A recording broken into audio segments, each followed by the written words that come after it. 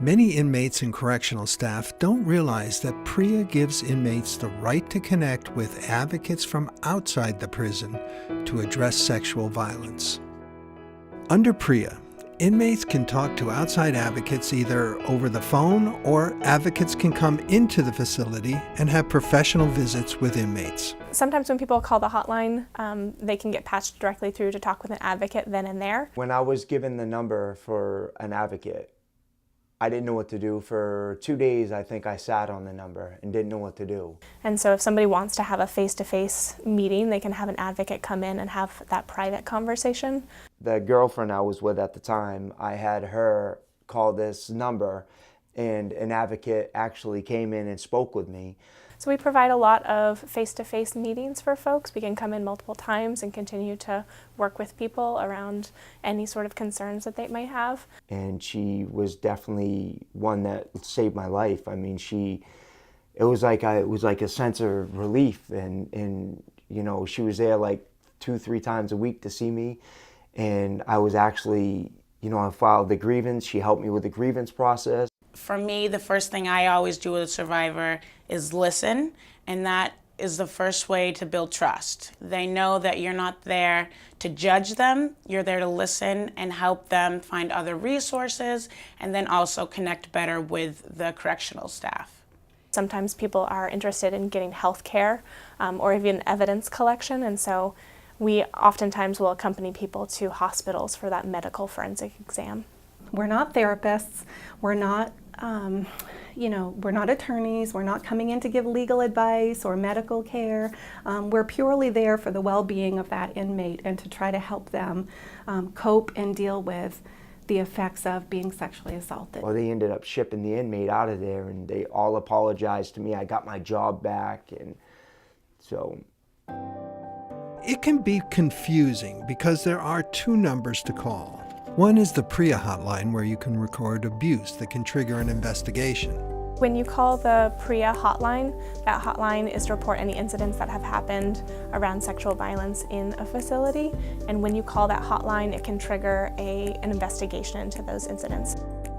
Whereas the statewide sexual assault helpline is an outside support, so we have sexual assault support centers throughout the state, and we can come in and provide private support. We're not a reporting option. We don't share that information with correctional officers. Officers may wonder why the advocate does not report or share information with corrections staff, unless there's an immediate danger. But confidentiality is key to inmates using the service, which contributes to an inmate's attitude and health, a safer facility, and an easier job for the staff.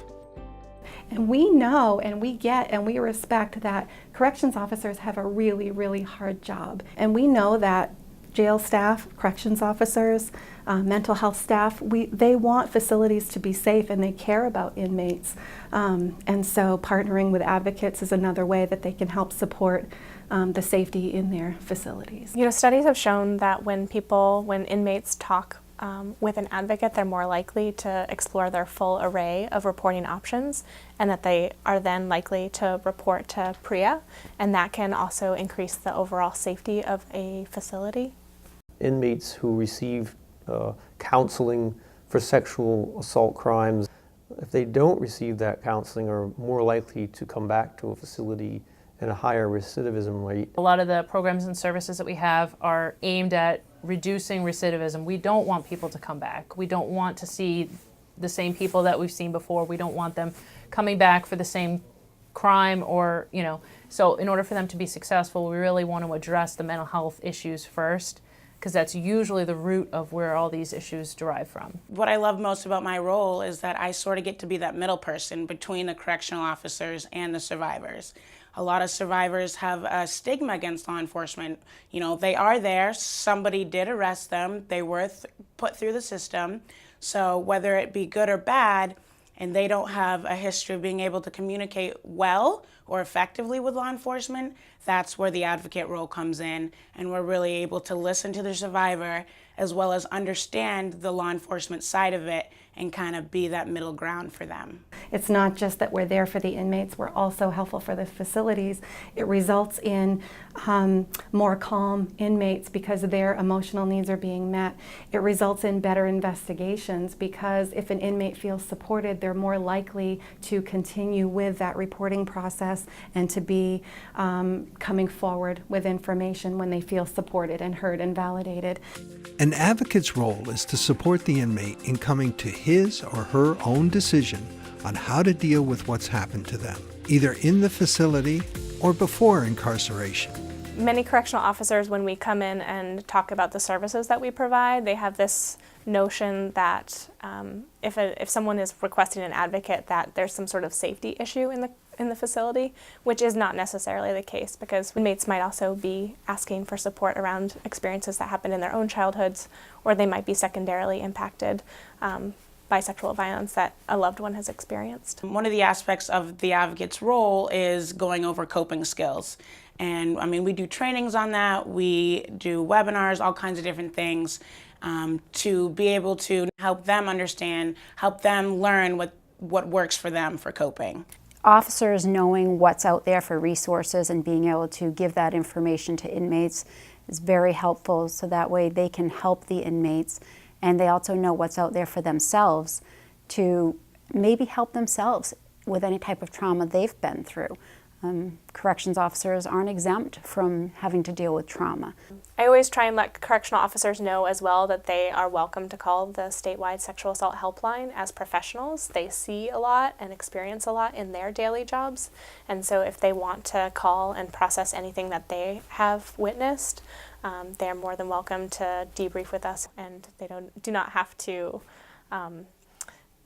give any sort of details or any sort of identifying information, but they can have another place where they can process what they've seen or experienced. Working with the advocate that I was given, it actually gave me a sense of, like I said, sense of freedom. And the rest of my stay was at first a little tough because I got the backlash from the COs, inmates, stuff like that. But once they started doing the trainings and they took stuff very serious, the rest of my stay was, I didn't have any issues at all. PREA mandates how to deal with sexual violence in facilities, but it's the day-to-day efforts of staff and advocates that will create the foundation for a safe facility and inmate rehabilitation. A lot of times I'll see inmates on the outside that come up to me and thank me for helping them in little things, as helping them read or write, or standing up for them when they were being picked on, when they were being harassed. It's scary to go through changes and, defendants standing up against people, especially superiors, but it's a relief. It's something you can let go of, something you're not dealing with anymore, and something one day you'll be proud of that you've done for yourself and other people.